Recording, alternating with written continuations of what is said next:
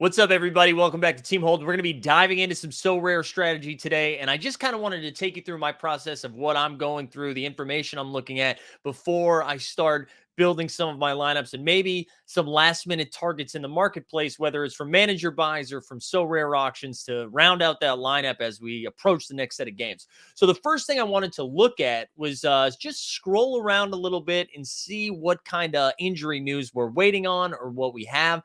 And again, for those that don't know, we'll be doing a live for lock show tomorrow at 4 o'clock Eastern time right here. It'll be a live show, so you can come see what information comes out and see what we need, what information we need in order to accurately build our lineup. So the first thing I'm going to do is just kind of scroll through the Underdog NBA account. Shout out Underdog. Use promo code HOLD for a 100% bonus match. We'll zoom in on this a little bit. But here's some of the things that we're seeing already. So Darius Garland has already been ruled out on Friday. So again, we've seen a lot of usage go to Jared Allen, who put up a big double-double last night. You've got Donovan Mitchell, who's going to continue to take up a lot of the guard responsibilities. Of course, Evan Mobley as well. Kyle Anderson is uncertain. That's just an ancillary piece. But the Pelicans is something that we really want to pay attention to. And we'll take a look at their schedule next.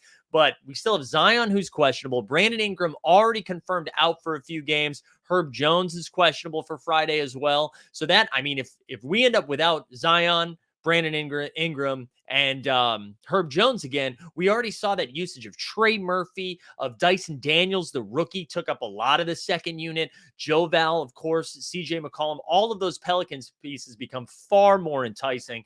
So that's something that we'll need to pay attention to.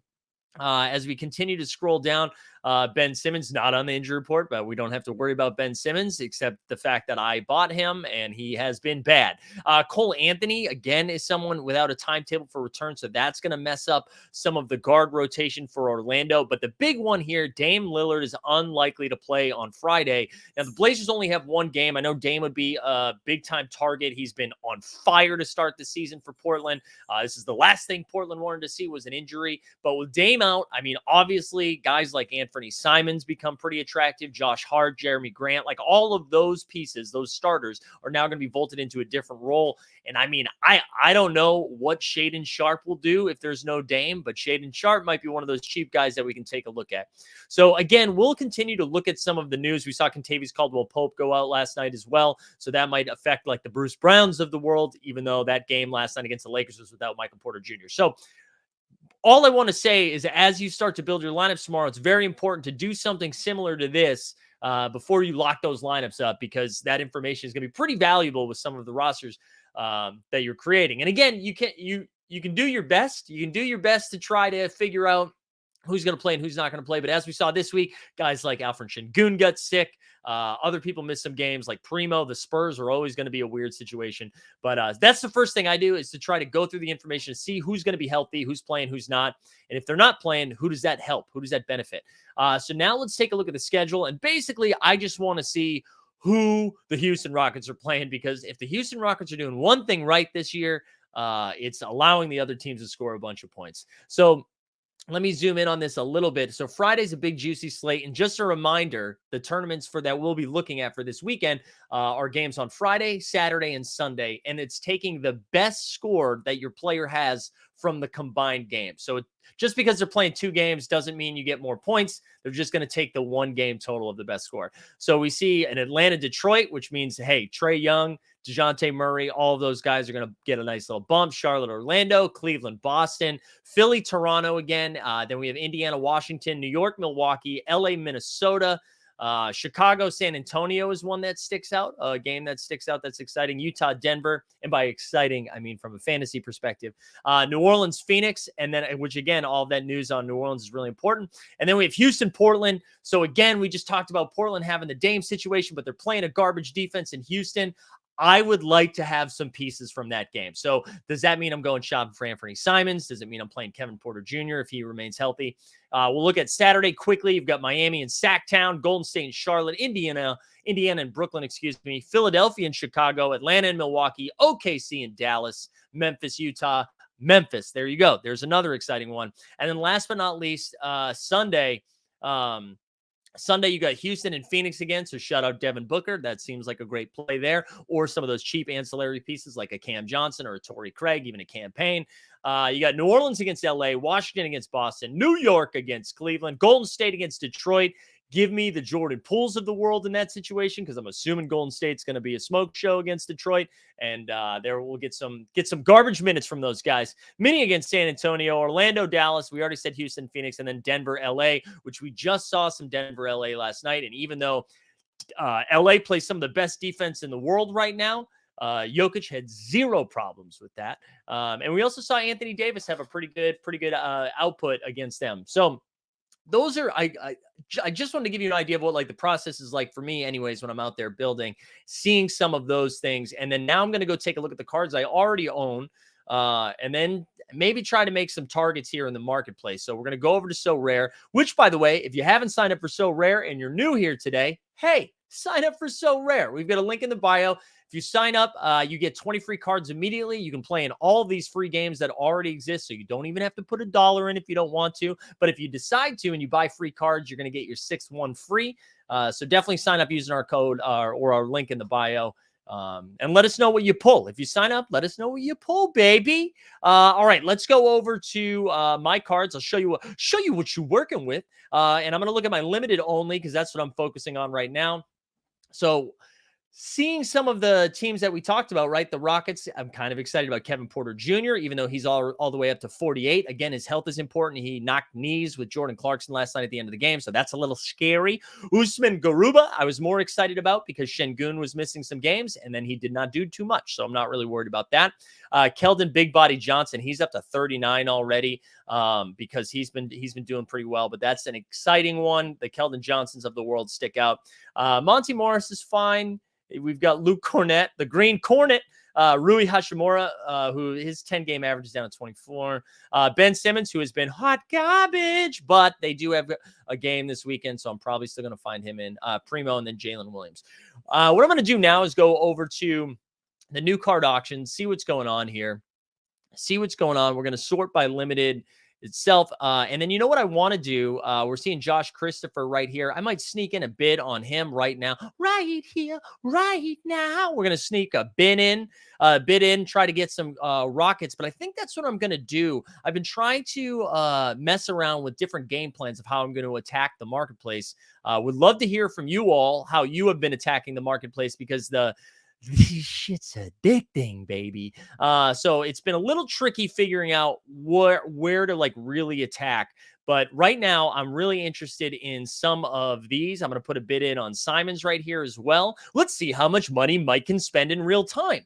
But again, these Blazers and Rockets are pretty sex appeal for me. That's what I'm looking at right now, because of the matchups they have playing each other, both not high defensive players, and also knowing that Dame is going to miss that game on Friday. I would love the idea. Of getting some of those guys in. So we're just going to sweat this auction in real time. So the Josh Christopher one, we still have the highest bid with 7 seconds to go. Anthony Simon, there's 30 seconds to go. The beautiful thing about recording this video instead of doing it live is I don't have to worry about you nutbags trying to take my moment. So did we just scoop? We scooped Josh Christopher. Welcome aboard, Josh Christopher. Simons had a higher bid. I find that to be rude. We're going to throw in one more bid. I think I'm going to cap this at 40. That's as high as I'm willing to go on Anthony Simons. But again, I really like this matchup this weekend against the Rockets. I wonder how many people are aware that Dame is likely to miss Friday's game. If he doesn't miss Friday's game, we can come back to this video in this moment in real time and be like, wow, Zakarian, what a tool for going after that. And then we're going to look at a few more value plays here. I do like the Javon Carter still for the Milwaukee Bucks. I know we talked about him. Josh Primo from the San Antonio Spurs, I still like as a nice little cheap dart throw. And then in a second, what we'll do, did someone outbid me again up to 39? All right, I lied. We're going to go one more time. One more time. We're going to go to 42 or 43, really, I guess. While we're here, though, we're going to go over to Momentum Labs. I'm going to take you on a little journey here. We're going to go inside the spreadsheets. If you haven't signed up for Momentum Labs, I highly recommend it. I got to spread this out a little bit. That's what she said, to make sure we get the JBB sheets. And then we can go over to Sorare, which is, I'm looking at the wrong thing right now. That's NBA Top Shot. I'm not going to edit it out, though. We ride or die over here. Let's see how our Anthony Simons situation is right now. Did we get outbid again? Nope. We're still the highest right now at 42.94 with 20 seconds left. Do we think we're going to get this one? Anthony Simons would be fun. It would be fun to get Anthony Simons. While I'm waiting, I think I just got outbid less than a minute ago. Did I get outbid? Where are you, girl? Anthony.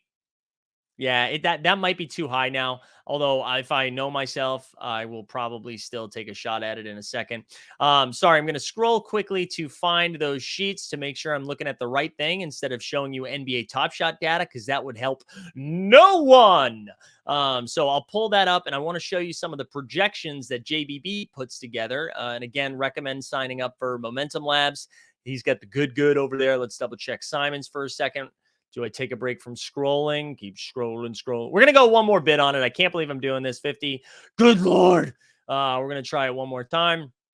We'll see how that goes. But that is how bullish I am on Simons with no Dame. I also think Simons is someone who's going to excel this year anyway, so I'm okay. A little overpaying for Simons, although, however, I think he just went up again.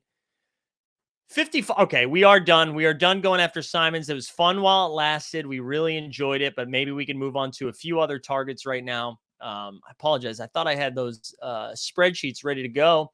This is recorded, so I could just straight up edit this out, but you know what? We probably won't. Probably just keep grinding it. But I do think the John Boy Beats spreadsheets are pretty good. Here we go. I think we're almost there. We're almost done scrolling so we can find it. But yeah, please let me know in the comments who you are targeting right now and how you're planning on, like, is your plan right now to target some of these big MVPs? Are you going for some of the lower value guys? Like, how have you been putting together and building your rosters?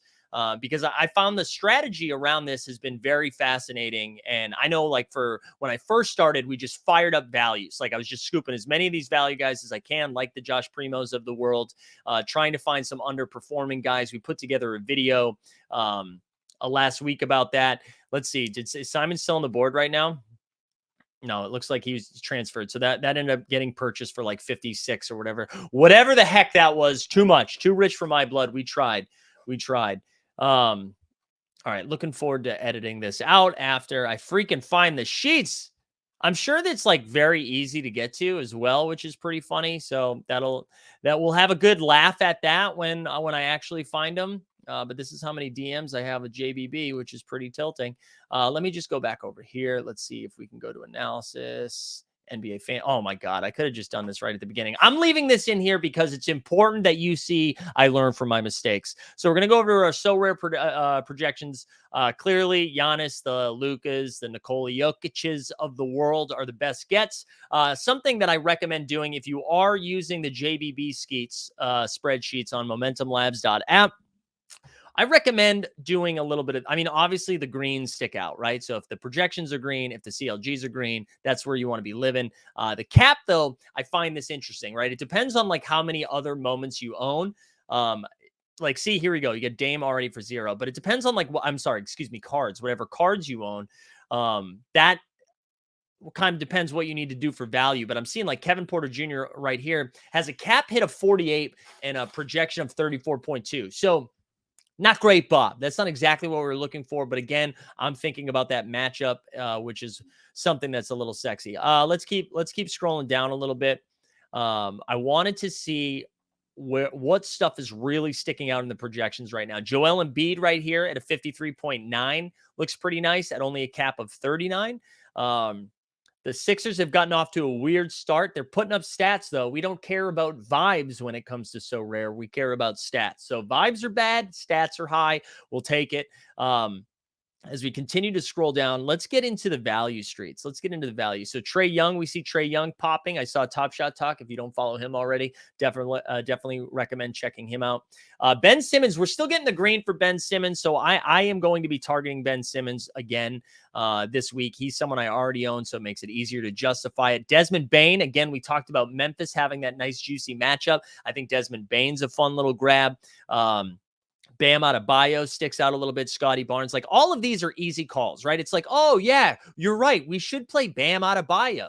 Let's scroll down here though, where we start getting into the juicy value stuff. Let's get under a cap of 20 and see what sticks out here. So here, right off the bat, Jared Vanderbilt, who has carved out a starting 4 role for the Utah Jazz in a fast-paced environment, seems to be someone who he's probably not going to score 25 real life points, but Jared Vanderbilt is someone who can put up a double-double here and there. He kind of got into foul trouble last night against the Rockets, so it wasn't too spicy, but Vanderbilt is a solid play. Kelly Olynyk, same thing, right? He's getting a ton of usage out of Utah. He can put up points. Dorian Finney-Smith is interesting. I'm surprised to see how much he's popping right now. That has to do probably more with the amount of minutes he's going to be on the floor. Picks up a lot of peripheral stats, but isn't someone who, I know he's green here, not someone I'm going to be targeting. Cam Johnson is fine as well. Max Strus, I did want to highlight. This is more of a vibes call, but he's been picking it up off the bench a little bit with Tyler Hero doing a little bit more with the starters. Strus has been coming off the bench. Jalen Noel, though, is the one that I wanted to highlight right now. So Jalen Noel is almost getting too good at this point, but let's look at him over here on Sorare. He has been soaking up almost all of the usage for the second unit for the Timberwolves. And that is the Timberwolves are putting up, they're still figuring themselves out a little bit, but he's playing himself into a pretty big role. Last night against the Spurs, he had a really solid game, putting up over 20 points. Gets some peripheral stats with the rebounds and assists, but is a chucker. He gets out there and chucks. So Jalen Noel is someone I'm going to be targeting. I imagine 3 or 4 weeks from now, he'll be someone that people have a better feel for and know who he is. Right now, I feel like he's still under the radar, and that to me is the time to target somebody like Jalen Noel. Let's keep scrolling into some of that value range here. We got to see a couple more popping. Santi Aldama for Memphis is a great call. He was a Summer League standout, really popped in the Summer League, has carved out a decent role for him. We do have to remind ourselves that Jaren Jackson Jr. is going to be coming back from injury soon. I think that will hamper his role a little bit. However, he has played well enough that I don't think this card would be obsolete after you get it. I think he still has a ton of value.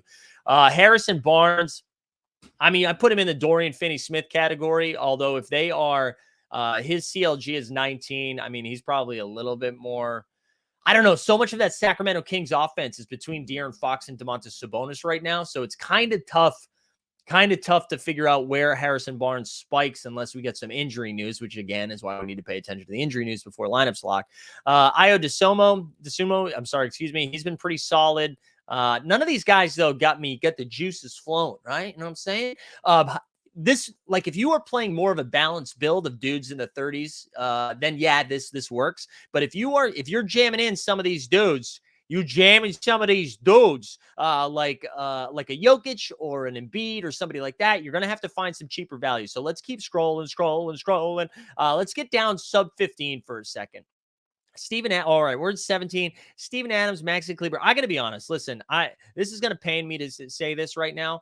I am not too jacked up about a lot of the Dallas Mavericks unless their names are Doncic or Wood.